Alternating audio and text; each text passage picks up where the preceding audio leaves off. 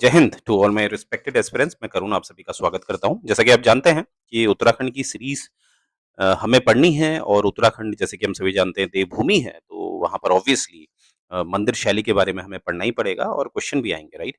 और परंतु मैंने कहा था कि मंदिर शैली को जानने से पहले एक काम करते हैं कि जो नितिन सिंघानिया साहब हैं, जिनकी किताब को यूपीएससी लेवल में पढ़ा जाता है, उनका जो मंदिर शैली को समझाने का जो तरीका है, वो काफ़ी खूबसूरत है। तो मेरा प्रयास है पहले हम जो एक अध्याय है मंदिर शैली से संबंधित नितिन सिंघानिया की किताब का, उसको समझ लेते हैं पूरी तरह से। फिर बहुत आसानी होगी कि हमारे चाहे उत्तराखंड है या किसी भी राज्य का जो मंदिर शैली है, उसको समझना बहुत आसान होगा, राइट?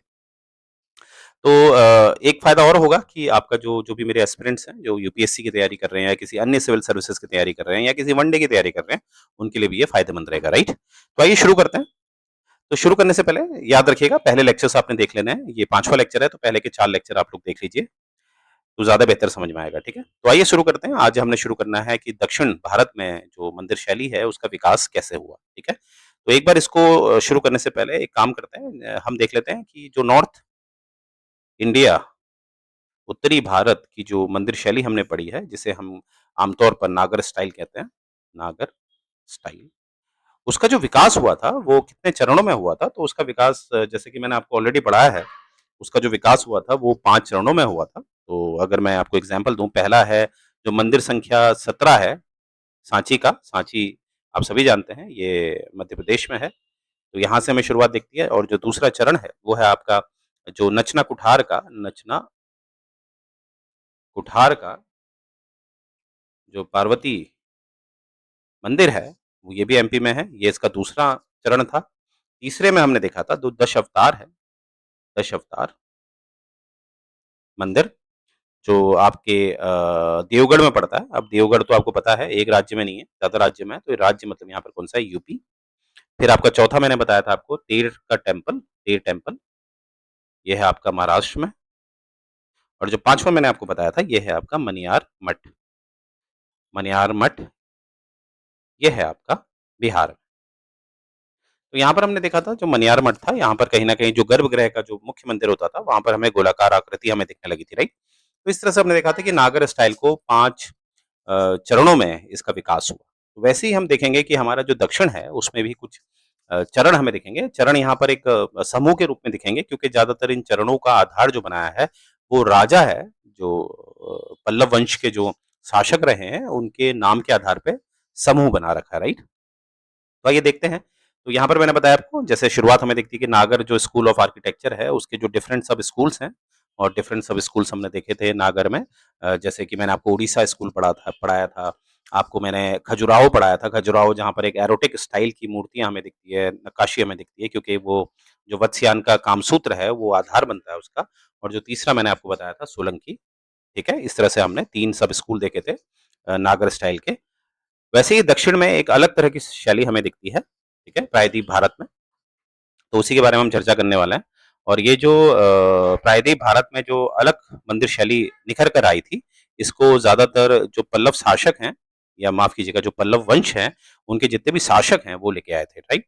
और इसकी जो शुरुआत होती है दक्षिण भारत यानी कि प्रायद्वीप भारत की मंदिर शैली की, ये होती है 7वीं शताब्दी के फर्स्ट हाफ में, ठीक है? यानी कि 610 से 630 के बीच इसकी शुरुआत होती है। तो शुरुआत के लिए कहा जाता है महेंद्र वर्मन प्रथम द्वारा इसकी शुरुआत हमें दिखती है इस मंदिर शैली की, जो बिल्कुल अनोखा है उत्तरी मंदिर शैली से। तो यहाँ पर हम देखेंगे, ये मैंने आपको ऑलरेडी बताया कि जो एक प्रायद्वीप भारत में, पेनिनसुलर इंडिया में हमें नई तरह का जो मंदिर स्टाइल दिखता है, वो हमें पल्लव वंश के द्वारा दिखता है। और पल्लव वंश के जितने भी शासक थे, उन्होंने अपनी कहीं न कहीं जो एक सोच है, उसको इसमें शामिल किया है इस शैली में। क्योंकि अगर मैं मंदिर शैली की बात कर रहा हूँ, तो मैं एक कला की बात कर रहा हूँ, और आप सभी जानते हैं अगर कला और विज्ञान में एक तुलना की जाए, तो कला में ज़्यादा आज़ादी होती है, ज़्यादा सोचने का अधिकार होता है, राइट? तो यहाँ पर हम शुरुआत करेंगे पहले ग्रुप से, पहला समूह। तो यहाँ पर है महेंद्र ग्रुप। तो ये महेंद्र वर्मन के नाम पे ही है, ठीक है? एक शासक थे ये पल्लव वंश के। और इनके दौरान हमें दिखता है कि जो मंदिर शैली है, वो रॉक कट टेम्पल के द्वारा बनाई गई, ठीक है? रॉक कट टेम्पल यानी कि एक बहुत बड़ी चट्टान है, उसको काट कर मंदिर बनाए गए। अब जैसे मैं आपको एग्जांपल दिखाता हूँ, ये जैसे एक बहुत बड़ी चट्टान है, और आगे चल के इसका आगे देखेंगे तो इसको काट के कुछ इस तरह से शैली में बना दिया गया है, ये अलग-अलग।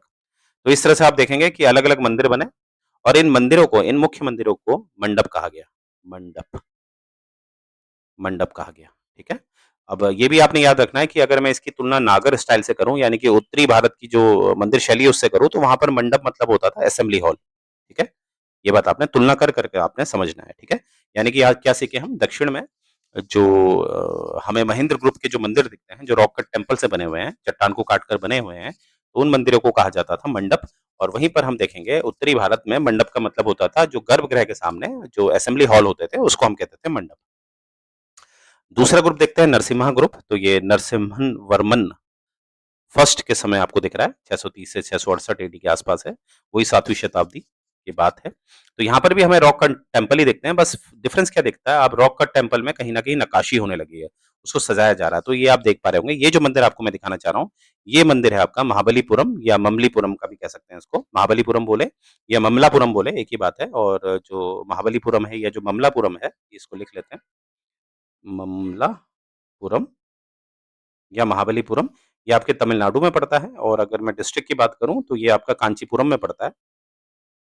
और यहाँ पर ये, क्योंकि देखिए यहाँ पर काफ़ी मंदिर आपको मिलेंगे इस जगह पे, और क्योंकि ये एक सेकंड लार्जेस्ट रिलीजियस और पॉलिटिकल कैपिटल बना था नरसिम्हन वर्मन का। आई रिपीट, ये दूसरे नंबर का सबसे बड़ा एक आध्यात्मिक और राजनीतिक राजधानी बना है किसका, नरसिम्हन वर्मन का, ठीक है? इसलिए यहाँ पर काफ़ी मंदिर आपको दिखते हैं।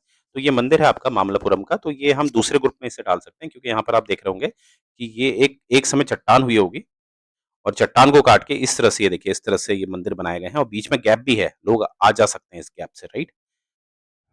वेरी इंपॉर्टेंट, देखिए क्या खूबसूरती है, राइट?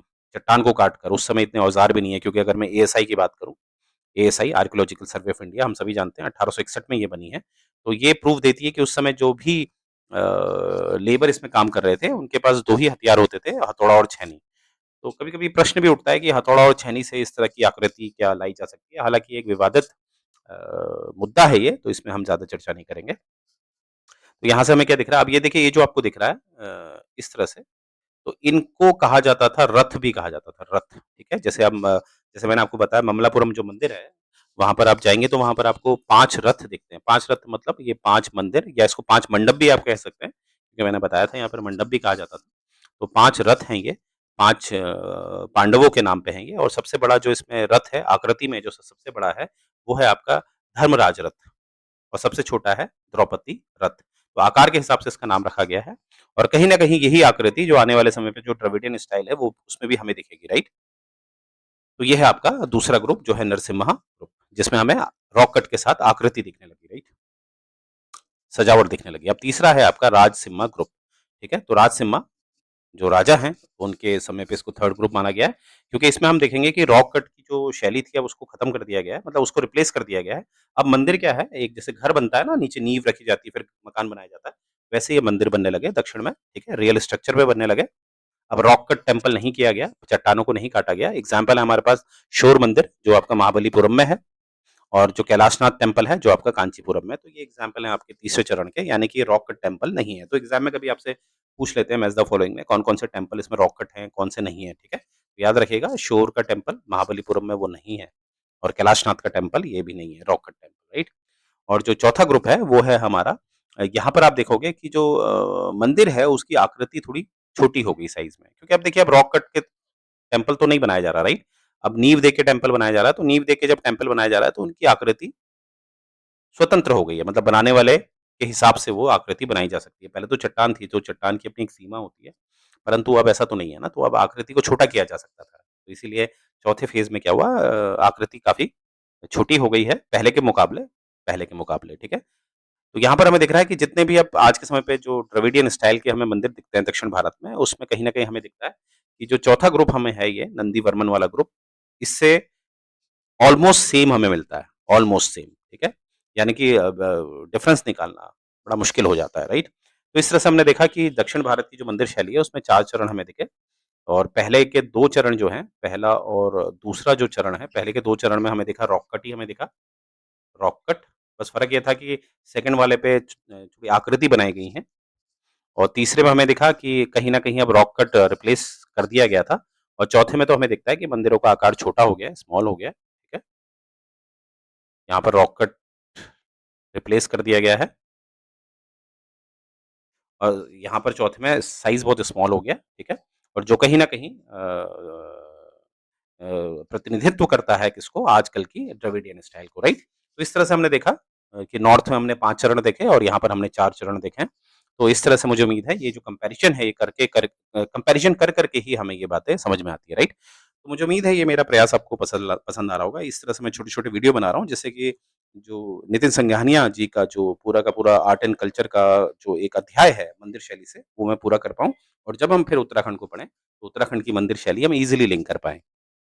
तो अंत में मैं कहना चाहता हूँ अगर मेरा ये प्रयास आपको पसंद आ रहा है तो आप प्लीज़ इसको चैनल को सब्सक्राइब करिए, शेयर करवाइए जो लोग कोचिंग की फ़ीस नहीं दे पाते हैं, राइट? उनको मेरे भी जो भी भाई-बहन हैं उत्तराखंड के उन तक ये पहुँचाइए, मेरा ये चैनल का जो दायरा है, राइट?